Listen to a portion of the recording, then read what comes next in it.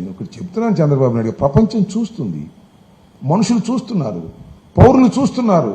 జరుగుతున్న అన్యాయాన్ని వాళ్ళ ఒక్కసారిగా మాట్లాడలేకపోవచ్చు, కానీ మీ నిజ స్వరూపాన్ని మాత్రం ఖచ్చితంగా చూస్తున్నారు ఇవాళ ప్రజలు. దీనికి మీరు సమాధానం చెప్పుకోవలసినటువంటి అవసరం ఉంది అని కూడా ఈ సందర్భంగా నేను చెప్పదలుచుకున్నాను. ఇలాంటి దుర్మార్గమైన కార్యక్రమాలు మీరు చేస్తే మేము భయపడి పారిపోవడానికి సిద్ధంగా లేవని కూడా ఈ సందర్భంగా నేను చెప్పదలుచుకున్నాను. ఎన్ని కేసులు మీరు పెట్టుకున్నా, ఎన్ని దాడులు మీరు చేసినా ప్రజల పక్షాన, మరి ముఖ్యంగా అమరావతిలో అన్యాయం అయిపోతున్న రైతుల పక్షాన పోరాడతాం. అమరావతిలో జరుగుతున్న అవినీతిని వెలికి తీసి ఎండగట్టి మీ నిజ స్వరూపాన్ని చూపిస్తాం రాష్ట్ర ప్రజానీకానికని కూడా ఈ సందర్భంగా నేను చెప్పదలుచుకున్నాను. ఇది ఉండవల్లికి సంబంధించి నేను జరిగినటువంటి సంఘటనకు సంబంధించినటువంటి అంశాలు. ఇంకొక దీనిలో చాలా చాలా వైలేషన్స్ చేస్తున్నారు. కరకట్ట రోడ్డు విస్తరణలో ఆ పక్కన ఉన్న వాళ్ళని నెట్టేసే కార్యక్రమం చేస్తున్నారు. దేవాలయ భూముల్లో ప్లాట్లు వేసేసి వాటిని పర్మిషన్ లేకుండా చేస్తున్నారు. లేదు, ఏదైనా ఒక బంజరు భూమి ఉంటే దానిలో ప్లాట్ వేసి అంబటి రాంబాబు నచ్చితే అంబటి రాంబాబు పేరుకి ఇచ్చేసి ఇంకో ప్లాట్ ఇచ్చేస్తున్నారు. తనకు నచ్చిన వాళ్ళకేమో పెద్ద పెద్ద బడా బడా బాబులకి, ఆయనకు సంబంధించిన వాళ్ళకేమో మంచి మంచి ప్లాట్లు ఇస్తున్నారు. కొంతమందికి ఏమో చెరువుల్లో ప్లాట్లు ఇచ్చేటటువంటి కార్యక్రమం చేస్తున్నారు.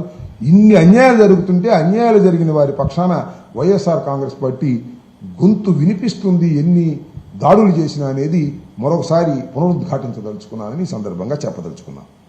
ఇంకా రెండో విషయం, చాలా ప్రాముఖ్యత సంతరించుకున్నటువంటి అంశం, సాయికృష్ణ లాకప్ డెత్. అది మీరు చూస్తున్నారు, ఒక అంతులేని కథ. ఎంత వివరాలు తెలుసుకున్నా కంక్లూజన్ కానటువంటి ఒక కథ. వివరాలు ఇంకా పూర్తిగా అర్థం కానటువంటి పరిస్థితుల్లో ఇవాళ ప్రపంచం ఉంది. దీని మీద స్పెషల్ ఇన్వెస్టిగేషన్ టీం వేశారు. ఆ స్పెషల్ ఇన్వెస్టిగేషన్ టీం విచారణ చేసింది, ఇన్వెస్టిగేషన్ చేసింది. దానిలో ఒక ముద్దాయి అయినటువంటి నాగరాజు అనే సీఐని మాత్రమే అరెస్ట్ చేసి రిమాండ్కి పంపింది. రిమాండ్ రిపోర్ట్ కూడా ఆ సందర్భంగా వెలుగులోకి వచ్చింది. రిమాండ్ రిపోర్ట్ మొత్తాన్ని క్షుణ్ణంగా మేము పరిశీలించిన తర్వాత దీనిలో చాలా సమాధానాలు లేని ప్రశ్నలు చాలా ఉన్నాయి. ఇన్వెస్టిగేషన్ సక్రమంగా జరగటం లేదని, వక్ర మార్గంలో జరుగుతుందని, చాలా విషయాలను ఎక్స్ప్లెయిన్ చేయటంలో రిమాండ్ రిపోర్ట్లో విఫలమయ్యారని, ఇలాంటి అనేకమైన అంశాలు, ఒకటి కాదు, రెండు కాదు, మూడు కాదు, అనేకమైన అంశాలు. ముఖ్యంగా సీసీటీవీ ఫుటేజ్ కనిపించలేదంట. నాట్ ఓన్లీ పోలీస్ స్టేషన్, మొత్తం టౌన్లోనే. చాలా సందర్భాల్లో హోంమంత్రి గారు చెప్పారు, విజయవాడ కమిషనరేట్లో సూది పడిపోయినా సరే సీసీ కెమెరా ఫుటేజ్లో కనిపిస్తుంది, అంత పకడ్బందీగా ఉంది అని చెప్పారు ఆయన ఒక సందర్భంలో. కానీ నిండు ప్రాణాన్ని తీసి శవాన్ని మాయం చేస్తే ఎక్కడా కూడా సీసీ ఫుటేజ్లు కనుక్కోలేకపోయారు. దానికి వివరణ ఇంతవరకు ఇవ్వలేకపోయింది సిట్, సీనియర్ ఆఫీసర్ సిట్. అది స్పెషల్ ఇన్వెస్టిగేషన్ టీం ఇచ్చినటువంటి సిట్. అది దీనిలో ఒక విషయాన్ని కూడా మీకు చెప్తా, మరీ మరీ పదే పదే చెప్పాల్సినటువంటి అంశం. చనిపోవటం ఒకటి, చంపటం ఒకటి, సాక్ష్యాధారాలు లేకోకుండా కూడా ఆ శవాన్ని మాయం చేసినటువంటి సంఘటన.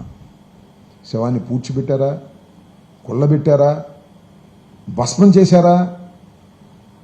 భస్మం చేశారని బయట టాక్కున్నా ఇన్వెస్టిగేషన్లో మాత్రం దాన్ని ఎక్కడ బయటికి రానివ్వాల. చంపినంత వరకు ఒప్పుకున్నారు, కడమాది బయటికి రానటువంటి పరిస్థితి. ఎంత విచిత్రం అంటే, ఎంత హాస్యాస్పదం, ఎంత తలదించుకోవాల్సిన అంశం అంటే ఇండియన్ పోలీస్ వ్యవస్థ, ముఖ్యంగా ముఖ్యంగా ఆంధ్రప్రదేశ్ పోలీస్ వ్యవస్థ. చంద్రబాబు నాయుడు గారు టెక్నాలజీ గురించి చెప్తారు చాలా సందర్భాల్లో. ఇక్కడ నుండి వీధి లైట్లు వేస్తానంటాడు, ఎక్కడో ఉన్న వీధి లైట్లు కూడా ఇక్కడ నుండి వేస్తానంటాడు. టెక్నాలజీ డెవలప్ అయిపోయింది అంటాడు. పోలీస్ స్టేషన్లో సీసీ కెమెరాల్లో ఉన్నటువంటి ఫుటేజ్ మాయమైందంట. మీకు తెలియకూడదండి. అక్కడ మాయమైతే కమాండ్ కంట్రోల్ రూమ్లో ఉంటుంది, అక్కడ మాయమైతే డీజీపీ ఆఫీస్లో ఉంటుంది, అక్కడ మాయమైతే సెక్యూరిటీకి సంబంధించిన దగ్గర ఉంటుంది. ఇన్ని చోట్ల రికార్డ్ అయ్యేటటువంటి ఎందుకు మాయమైంది? ఎలా మాయమైంది? దీని సమాధానం సిట్ చెప్పడంలో విఫలమైంది రిమాండ్ రిపోర్ట్లో. అంతేకాదు మరొక విషయాన్ని కూడా చెప్తాను మీకు. ఫస్ట్ ఇన్ఫర్మేషన్ రిపోర్ట్ అంటే ఒక సంఘటన గురించి మొదటిగా తెలిసినటువంటి అంశం. ఫస్ట్ ఇన్ఫర్మేషన్ రిపోర్ట్ ఎప్పుడు వచ్చింది? 19వ తారీఖు వచ్చింది. ఎవరిచ్చారు? 19వ తారీఖున విజయలక్ష్మి గారు ఇచ్చారు. ఎవరైతే సాయికృష్ణ చనిపోయాడో తల్లిగారు ఇచ్చారు. ఎవరు ప్రోద్బలంతో ఇచ్చారు? పోలీసులు వచ్చి వ్యాన్ ఎక్కించుకెళ్ళి తీసుకెళ్ళి ఎక్కించుకున్నారు వాళ్ళు ఇన్వైట్ చేసి. ఎందుకంటే 18వ తారీఖున జగన్మోహన్ రెడ్డి గారు వెళ్ళి పలకరించారు కాబట్టే జరిగిందని నేను నమ్ముతున్నా. దీనికన్నా ముందు ఒక రిపోర్టు సాయికృష్ణ తల్లి గారు ఇచ్చారు 28వ తారీఖున. 28 మే మాట్లాడమాట 28 మే ఇచ్చారు. ఏమని? వాళ్ళ అడ్వకేట్ వెళ్ళి ఆన్లైన్లో ఇచ్చారు కమిషనరేట్కి. అయ్యా మా అబ్బాయిని పట్టుకొచ్చారు, మా అబ్బాయి ఆచూకీ తెలియలేదు, ఇది కస్టోడియల్ డెత్ అని మాకు అనుమానంగా ఉంది అని ఇచ్చారు. అది ఫస్ట్ ఇన్ఫర్మేషన్ రిపోర్ట్. దాని గురించి ఎక్కడ ప్రస్తావన లేదు. అంటే సైడ్ లైన్ చేసేస్తున్నారు ఇన్వెస్టిగేషన్లో అని మాకున్న డౌట్. మాకు అనేకమైనటువంటి డౌట్స్ దీనిలో ఉన్నాయి. ఒక పౌరుడిగా, ఒక మాజీ మంత్రిగా, ఒక లా చదువుకున్న వ్యక్తిగా, ఒక సీనియర్ సిటిజన్గా, ఒక వైఎస్ఆర్ కాంగ్రెస్ పార్టీ నాయకుడుగా ఈ డౌట్లు ఉన్నాయి. ఈ డౌట్ల మీద ఎవరైతే స్పెషల్ ఇన్వెస్టిగేషన్ టీముని వేశారో ఆ స్పెషల్ ఇన్వెస్టిగేషన్ టీంకు సంబంధించి దానికి senior IAS officer, IPS officer Ravi Prakash గారిని దానికి వేశారు. వారిని నిన్న సుమారుగా 4-5 గంటల మధ్యన వారిని నేను సంప్రదించాను ఫోన్లో. వారు రెస్పాండ్ అయ్యారు. రెస్పాండ్ అయినప్పుడు నేను ఏం చెప్పానంటే, అయ్యా మేము ఒక రిప్రజెంటేషన్ ఇవ్వాలని అనుకుంటున్నాం సిట్కి. ఈ సాయికృష్ణ వ్యవహారంలో కొన్ని విషయాలను మీ ముందు ఆన్ రిటర్న్ ఇవ్వాలని అనుకుంటున్నాం. మీరు టైం ఇవ్వండి, మేము వస్తాము రేపు అని చెప్పాను. వారు ఏమన్నారంటే, నేను కనుక్కొని చెప్తాను సార్, కొద్దిగా ఆలోచించి టైం ఫిక్స్ చేస్తాను మీకు అని చెప్పారు. అయినా కూడా ఆయన దగ్గర నుంచి రెస్పాండ్ రాకపోతే ఉదయం నేను వారికి ఒక మెసేజ్ పెట్టాను. అయ్యా మీరు టైం ఇస్తా అన్నారు, టైం ఇవ్వలేదు, మీకోసం టైం కోసం మేము ఎదురు చూస్తున్నాము, మీరు ఎప్పుడు టైం ఇస్తే అప్పుడు ఈరోజు వచ్చి మేము మీకు రికమెండేషన్ ఇస్తామని చెప్పాం.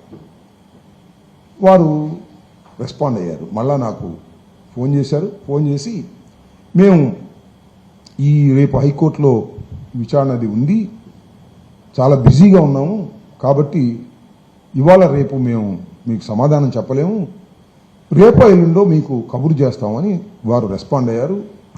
సిట్ అధికారిగా ఉన్నటువంటి మన రవి ప్రకాష్ గారు చాలా ధన్యవాదాలు. అయితే నేనేమన్నానంటే, అయ్యా దిస్ ఈజ్ వెరీ ఇంపార్టెంట్, మీకు చాలా ఎర్లీగా మేము రిప్రజెంటేషన్ ఇవ్వాలి కాబట్టి మీరు కూడా పని ఒత్తిడిలో ఉండటం సహజమైన అంశం కాబట్టి వాట్సాప్లో నేను నా రిప్రజెంటేషన్ పంపిస్తాను, దానితో పాటుగా రిజిస్టర్ పోస్ట్ కూడా చేసి మీకు నేను దీన్ని అందజేస్తాను, దీన్ని పరిశీలించవలసిందిగా కోరుకుంటున్నాను అని చెప్తే వారు యాక్సెప్ట్ చేశారు. నేను ఆల్రెడీ ఇందాక నా వాట్సాప్లో వారికి నా రిప్రజెంటేషన్ మొత్తాన్ని పంపించడం జరిగింది. ఆ రిప్రజెంటేషన్కి సంబంధించినటువంటి కాపీలు మీ అందరికీ కూడా నేను సర్క్యులేట్ చేస్తాను. దానిలో వివరాలన్నీ కూడా ఉంటాయి. చాలా లోపభూయిష్టంగా జరుగుతుంది ఇన్వెస్టిగేషన్ అనేది నాకున్నటువంటి అభిప్రాయం.